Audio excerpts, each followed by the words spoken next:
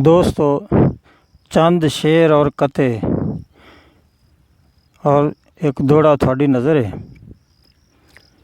शेर है जी कि घस गए बलेड ते रेज़र बंदिया, घस गए बलेड ते रेज़र बंदिया, पर घसिया ना मूँह तेरा। कुरान नूं कदी कंड नहीं कीती, कुरान नूं कदी कंड नहीं कीती, फातिहा दी पर मैं वंड नहीं कीती।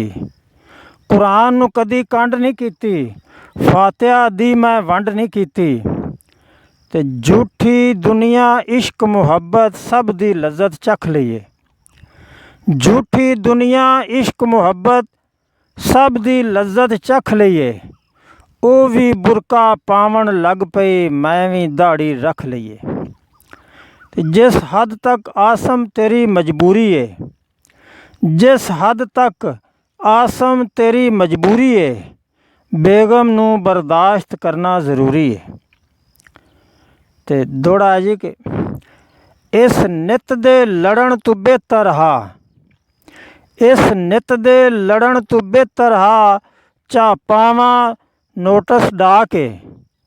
गल आसम मौत तू वधदी है, जदा करदी रन खड़ा के।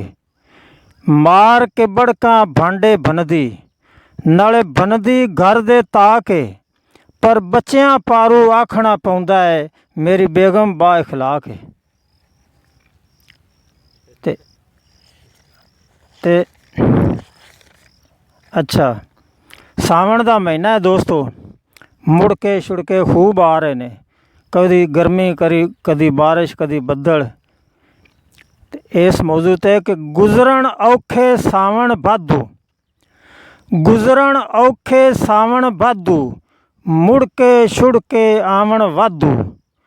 उसे ख़त्म शरीफ ते भीड़ा, उसे ख़त्म शरीफ ते भीड़ा, जिथे लब्बे खावन वाधू, जिथे लब्बे खावन वाधू। रज मरे तां ए मलवट्टे, पढ़ कुरान सुनावन वाधू। रज मरे तां ए मलवट्टे, पढ़ कुरान सुनावन वाधू।